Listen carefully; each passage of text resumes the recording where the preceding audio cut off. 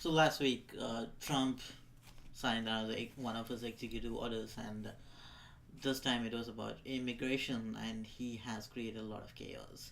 And it has been quickly called a Muslim ban because that's what he promised during his elections, right? I mean, before he got elected, he was just saying that he's going to call for a temporary ban on Muslims entering the United States, and now that he has signed this order prohibiting citizens of seven Muslim majority countries from entering the United States is being called a Muslim ban, and he is really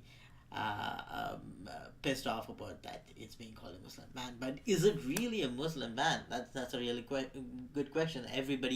There are like people who have been calling it, saying that hey, this is not a Muslim ban, and the key thing that you need to understand is that even though it does not specifically say that somebody who is of a particular religion is banned from the United States, it particularly targets countries which have mostly Muslim majority people. And Trump has in fact said that Christians and persecuted minorities from those countries would be given privilege above Muslims to enter into the United States. So, in some essence, there is a religious basis for this executive order. And if you listen to Rudy Giuliani, when he went on Fox and said basically that, hey, he was the architect of this executive order, and it started out as a Muslim ban. So let's just hear what Rudy says, and then you can decide it for yourself. Does the ban have anything to do with religion? How did the president decide the seven countries? I understand the permanent ban on the refugees. Okay. Talk to me. I'll tell you the whole history of it. So right. When he first announced it, he said Muslim ban. He called me up. He said, put a commission together. Show me the right way to do it legally. I put a commission together with Judge Mukasey, with Congressman McCall, Pete King, a whole group of other very expert lawyers on this. And what we did was we focused on, instead of religion, danger. The areas of the world that create danger for us, which is a factual basis, not a religious basis. Perfectly legal, perfectly sensible, and that's what the ban is based on. So what are the consequences of this ban, right?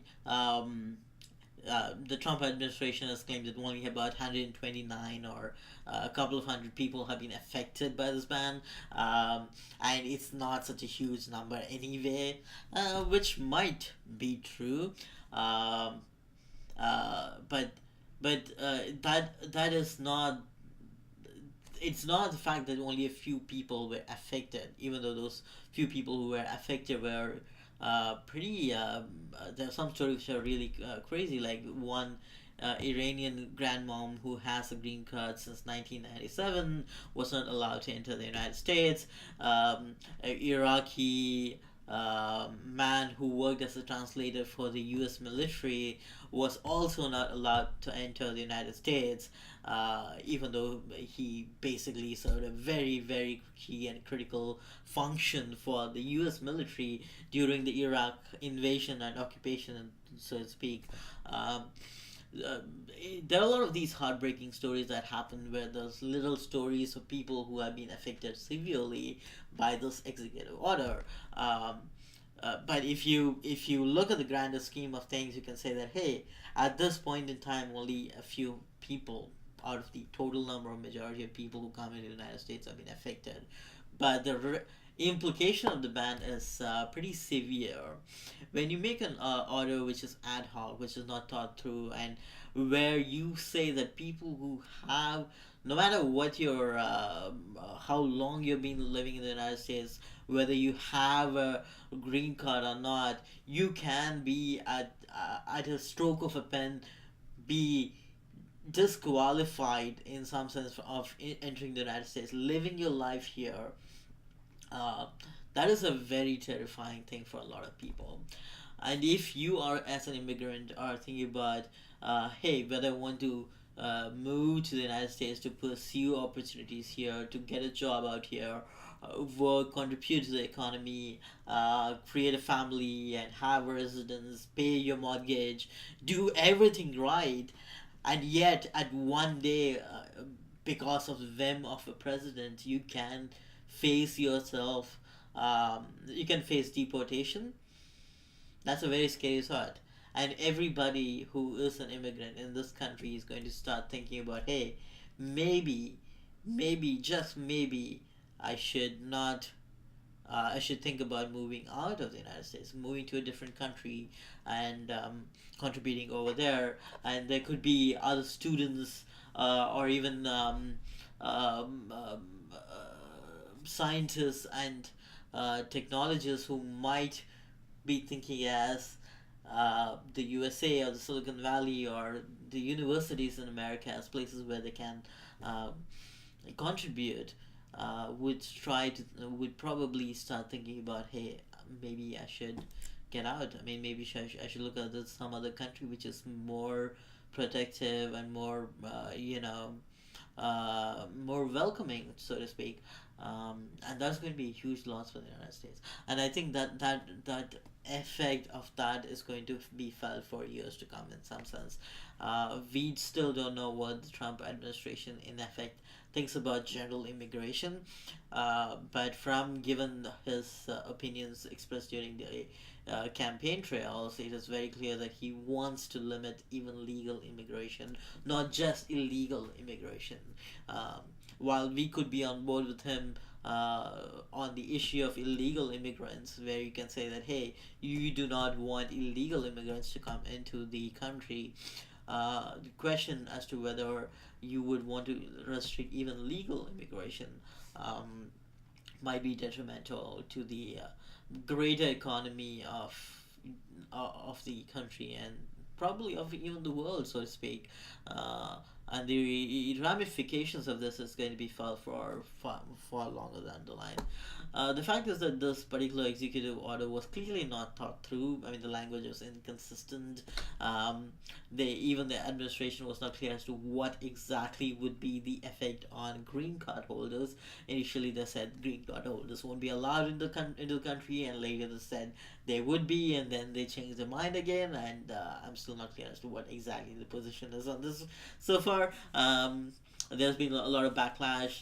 The Assistant Attorney General refused to defend it in court, which led to Trump firing her, which is very interesting for me because, from my perspective, it seems weird that an Assistant Attorney General would stand up to the President of the United States, but given the current climate, I guess everybody's standing up to him.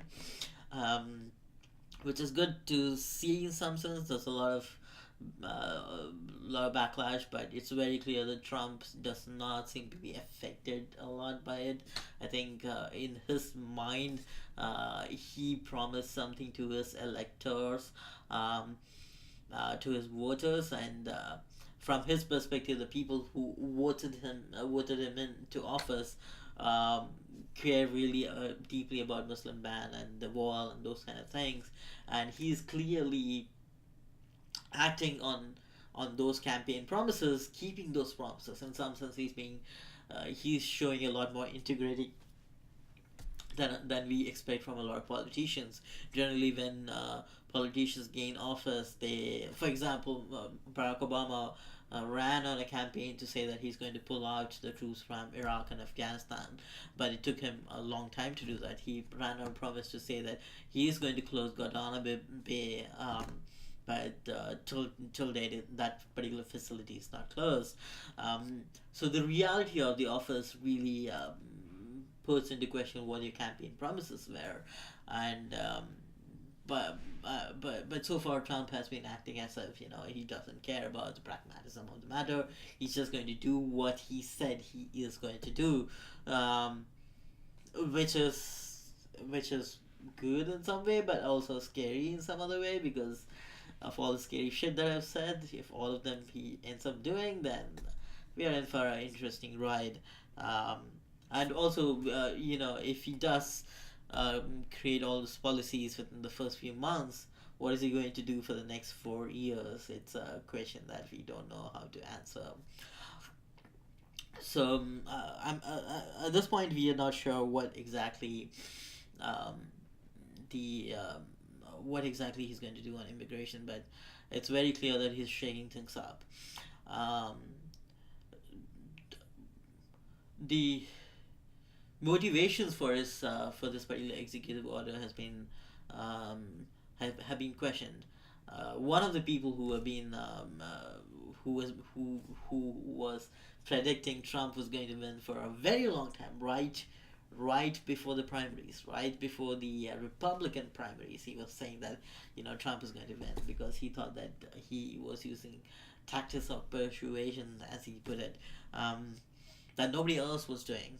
Um, while I never took him seriously, even though he's a funny guy and everything, I never took him seriously. But he clearly had some ideas which were probably true, and he got vindicated by it at the end when he actually did end up winning the big deal, in some sense, winning the presidential elections, beating Hillary Clinton, who I did not support, but compared to Trump, I would have taken her any day, I guess. Uh, but Scott Adams has been recently wrote a blog post where he said that this is a negotiation tactics, where he's saying that he's basically doing the negotiation tactics where you give the opposition the most extreme view on immigration, and then force them to come to a center which is probably which is probably more closer to where you want it to be, and also something that's far away from where they want it to be. So if you assume that most people are good faith negotiators, where they are arguing from a position that they believe in, Trump is basically arguing from a position, from an extreme point of view, to force them to come to the place where he would ideally like to be. So to gain the maximum out of negotiation. This is a very classic, what do you call it, game theory kind of play where, yeah, he's been doing this for a while now. Like it's not. He always seems to take positions which are far away from reality, and forces people to do things for him, which is far more beneficial to him, and I'm sure that has worked out pretty well for him over the years in his business deals and everything, blah blah blah. But I personally feel that this is not. I mean, I just don't think this is a great sign. I don't feel that it's a good sign as well, because clearly a lot of people are affected by it, and he is willing to put people's lives and their livelihoods in danger to prove a point or to gain some negotiations. That is not a great sign of a leader. Uh, he's willing to put the reputation of the country on the line for his for to prove a point, in some sense, to gain some brownie or cookie points over his opposition. That just speaks of the mind of a man who is bent upon gaining things for himself rather than for general public, and he's not a kind of guy who is interested in public service, rather than he is the type of guy who is interested in getting as much benefit out of a situation as possible. So if he is actually doing what Scott Adams is saying he's doing, that he is playing a negotiation game, then it is not a good sign. I think it's a terrible sign for the country that we have a president who is willing to put his interests above the interests of people who do not have power. And that is a terrifying thought for us in this current situation. I also feel that that might be possible that he's trying to do that, but I also think that there are other reasons why he could potentially be making these claims, making creating this executive order on immigration. One of the things that I certainly think he does is that he distracts people. He every time he has trouble, when he knows he has trouble with certain part of his campaign or some other part of his administration, he plays this game where he throws the media into a frenzy with made up cooked up controversy, and ends up, distracting the media's attention from things. And the media is really, in this day and age, has been very sensational, and they just go after sensational stories, and they don't seem to be doing investigative reporting. That those days are over in some sense.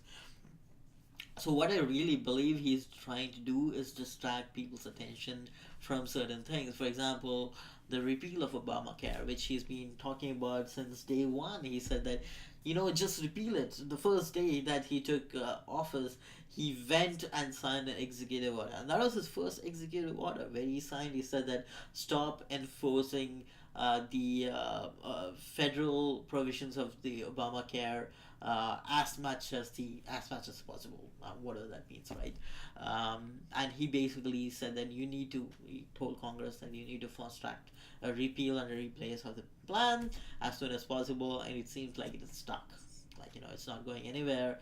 You cannot just replace a huge legislation like Obamacare overnight. It is impossible to do that, and it is impossible for senators to repeal Obamacare, which will strip 20 million people of health insurance, many of whom are going to be Republicans, and it's going to be a very dangerous pill for Republicans to swallow. So it's not going to happen. It's clearly not going to happen, and he cannot repeal it using an executive order.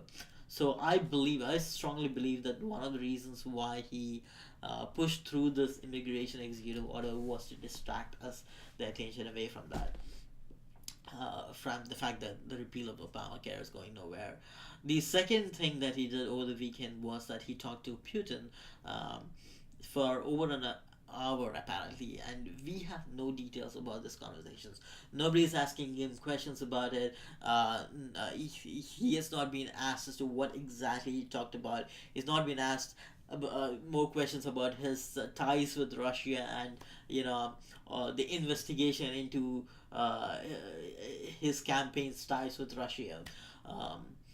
So that is another reason why he has been distracting people again. I feel those are two major problem areas, I feel, for Trump right now, and he is ensuring that nobody pays attention to it. And the media is just playing along with this game. Clearly, he has succeeded very well in distracting people, and this is the real danger of his presidency, is that we forget what is important, and we forget to ask the questions that need to be asked at the right time, and we forget to hold him accountable for the deeds and talks that he has. He has been doing, and we need to hold him accountable for that. And I certainly feel that the media needs to wake up at this point of time and stop focusing on these sensational events, and they need to be asking those tough questions. They need to be doing the hard work. If the media wants the people to trust them, then they need to show that they are trustworthy. At this point in time, I do not believe the media is showing themselves to be trustworthy, and I feel that they are just losing that battle to Trump. They're just losing it. And Donald Trump, no matter how much I might despise him, is certainly turning out to be the big winner at this point in time. I hope that things change. I hope that we don't suffer the consequences of his actions for many, many years to come, but I feel that we are definitely going to. So I'm going to end this video log on a very pessimistic note, because I certainly do not feel very optimistic about it right now. Adios.